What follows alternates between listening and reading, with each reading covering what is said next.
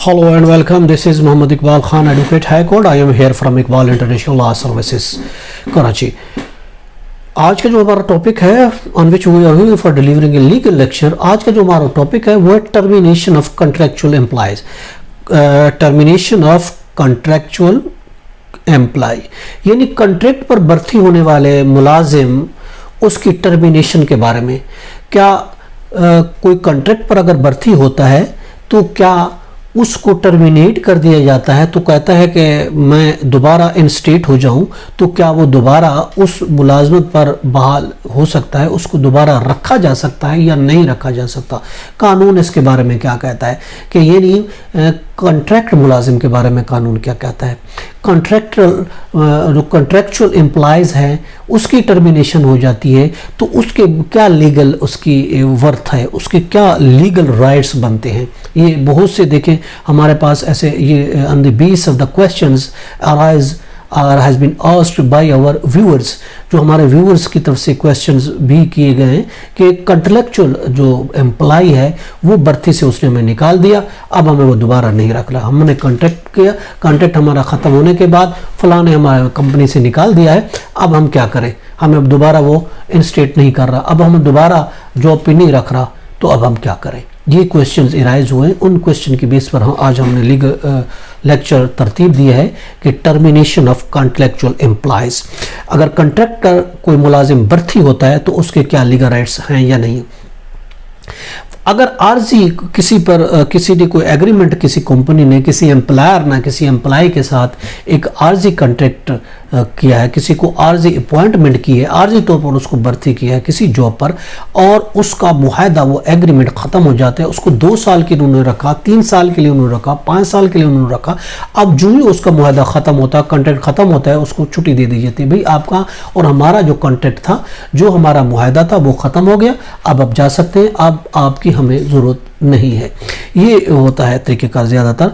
तो क्या ये ट्रीट होगा। अब ये देखें, अगर इस तरह का कोई मैटर है, यानी आर्जी तौर पर किसी ने जॉब पर रखी, एक कॉन्ट्रैक्ट बेस पर रखी, कॉन्ट्रैक्चुअल बेस पर अगर एम्प्लॉयज है और उसका कॉन्ट्रैक्ट जो एग्रीमेंट था, जो मुकर्ररा वक्त था, उस मुकर्ररा वक्त गुजरने के बाद वो कॉन्ट्रैक्ट अगर ख़त्म हो जाता है तो वो ये ट्रीट होगा as a master and servant. कानून ये कहता है आप एज ए मास्टर और सर्वेंट के तौर पर एक दूसरे को ट्रीट करेंगे, ना कि आप एक एम्प्लॉयज़ के तौर पर आप अपने आप को कह सकते हैं कि हम जो है ये एम्प्लॉयज़ के ज़ुमरे में आते हैं, आप सिविल सर्विस के ज़ुमरे में आते हैं, नहीं आएंगे, बल्कि आप एक ट्रीट किए जाएंगे मास्टर और सर्वेंट, यानी नौकर और मालिक। उस ज़ुमरे में आप आते, उस तरीके से आपका सलूक किया जाएगा। तो इस सूरत में मुलाजिम जो है, वो एम्प्लॉय जो है, वो अपने आप को रीइंस्टेट नहीं करा सकता। वो नहीं कह सकता, कह तो सकता है मगर उसको रीइंस्टेटेड के लिए नहीं उसको बाउंड किया जा सकता। उसको ये नहीं कहा जाता कि एम्प्लॉयर को कि अब आप मुझे परमानेंट तौर पर भर्ती करें, आपने चूंकि मुझे पहले कॉन्ट्रैक्ट बेस पर किया था, अब मुझे परमानेंट तौर पर भर्ती करें, ऐसा नहीं कहा जा सकता। कोर्ट भी ऐसा नहीं कह सकती। हाँ, अगर उस सूरत में वो चैलेंज कर सकते अगर नारवा सलूक, यानी कि डिस्क्रिमिनेशन अगर उस सर्वेंट के साथ हुआ है, डिस्क्रिमिनेशन हुआ है, दूसरों की उन्होंने एक्सटेंशन कर दी है, आपकी सर्विस को एक्सटेंड नहीं किया, 1 की 2 साल थी, आपके साथ दूसरे और भी 10 भर्ती हुए थे, उसमें से 8 को जो है उन्होंने दोबारा से रीइंस्टेट कर दिया, उसकी सर्विस में एक्सटेंड कर दी, उसका कॉन्ट्रैक्ट एक्सटेंड कर दिया, मगर आपका उन्होंने एक्सटेंड नहीं किया, आपको उन्होंने निकाल दिया। ये नारवा सलूक हो गया, ये डिस्क्रिमिनेशन हो गया। अगर इस तरीके से एम्प्लॉयर करेगा तो ऑफ कोर्स आप उसको चैलेंज कर सकते हैं, कोर्ट में आप जा सकते हैं, तो आपकी सुनवाई होगी। ऑफ कोर्स आप को ये डिस्क्रिमिनेशन कोर्ट नहीं होने देगी, आपकी भी सर्विस एक्सटेंड हो जाएगी। हम आपको ये रूलिंग में दे रहे हैं 2005 SCMR, सुप्रीम कोर्ट की है, 2005 SCMR पेज है 642।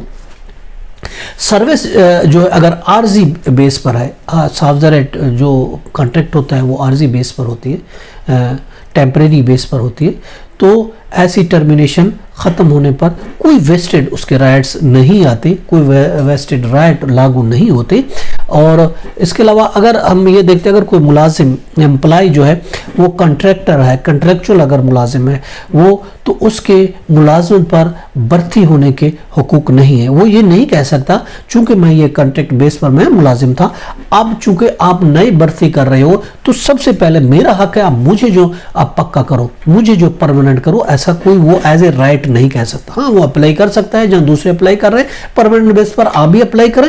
अगर उनके मेरिट पर, अगर उनके जो टर्म एंड कंडीशन पूरे उतरते तो वो आपको ऑफकोर्स परमानेंट भर्ती कर सकते हैं। लेकिन इस बेस पर चूंकि आप कॉन्ट्रैक्ट मुलाजिम थे, अब चूंकि अब नई भर्ती अब कर रहे हैं, अपॉइंटमेंट कर रहे हैं परमानेंट बेसिस पर, तो इस बेस पर मुझे भी परमानेंट किया जाए, ऐसा कोई लॉ नहीं, ऐसा आप नहीं कह सकते। हम आपको 2013 रूलिंग दे रहे हैं, 2013 SC 2013 SCMR सुप्रीम कोर्ट है, पेज है 304। इसमें भी यही कहा गया है कि आप इस बेस पर नहीं कह सकते कि मुझे परमानेंट कर दिया जाए। और फॉर एग्जांपल 16 लोगों को आपको निकाल दिया गया, दूसरा और लोगों को भी रख ले। अब 16 लोगों को अब रूलिंग दे रहे, 16 एक केस था उसमें 16 लोगों को जो था वो दूसरी वैकेंसी पर एडजस्ट कर दिया गया, मगर एक बंदे को जो था, जो 17वां बंदा था, उसको उन्होंने निकाल दिया। ये कहा कि आपकी सर्विस चूंकि 2 साल के लिए थी या जो भी आपका कॉन्ट्रैक्ट था, आपका कॉन्ट्रैक्ट खत्म हो गया, अब आपकी हमें खिदमत नहीं चाहिए, यू कैन गो नाउ। तो उस सूरत में जबकि दूसरे थे उनको एक्सटेंड कर दिया गया, तो ये एक डिस्क्रिमिनेशन होगा। और इस सूरत में ऐसा केस जब आया तो हाई कोर्ट ने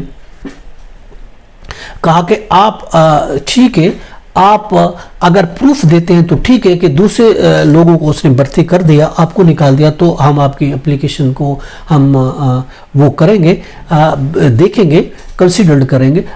जबकि उसने कोई उसका प्रूफ नहीं दिया, सिर्फ ज़बानी कहा कि नहीं उनको दूसरों को रखा, मुझे रखा, तो कोर्ट ने इस बेस पर उसकी एप्लीकेशन, उसका केस जो था, उसकी पिटिशन जो थी वो डिसमिस कर दी कि ये डिस्क्रिमिनेशन नहीं हुई है। डिस्क्रिमिनेशन उसने कहा तब होगी, हाँ अगर प्रूफ दे देते, उसने कहा प्रूफ दे दिया तो ऑफकोर्स वो डिस्क्रिमिनेशन होगी, कोर्ट आपको एंटरटेन करेगी। ये 1997 है, PLC CS पेज है 284। और इसके अलावा हम आपको बता सकते हैं मशहूर केस हुआ था, जो रिपोर्टेड है 2020 SCMR पेज 1625, SCMR 2020 की है, पेज है 1625 SCMR की।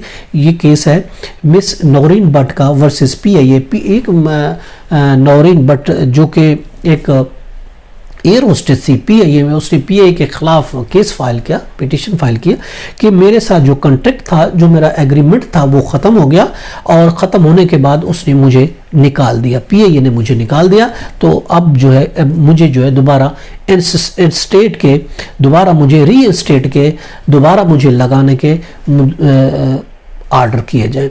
PIA ने उसको नहीं माना और उसने कोर्ट में पिटिशन फाइल की, तो कोर्ट ने भी उसकी पिटिशन को ये कहकर डिसमिस कर दी कि आप स्टैट्यूटरी राइट लागू नहीं होते, क्योंकि आपका जो मैटर है वो एज ए मास्टर और सर्वेंट के जुमरे में आता है। चूंकि आपकी कॉन्ट्रैक्ट बेस पर मुलाजिम थी, आपका कॉन्ट्रैक्ट खत्म हुआ, अब आप उसको फोर्स नहीं कर सकते एम्प्लॉयर को कि आपको दोबारा रखे, आप उसको नहीं कर सकते, इसलिए आपका केस सर्वेंट और मास्टर के जुमरे में आता है, आपको ये रेट नहीं है, तो उसकी पिटीशन डिसमिस कर दी गई थी 2020 की SCMR पेज 1625।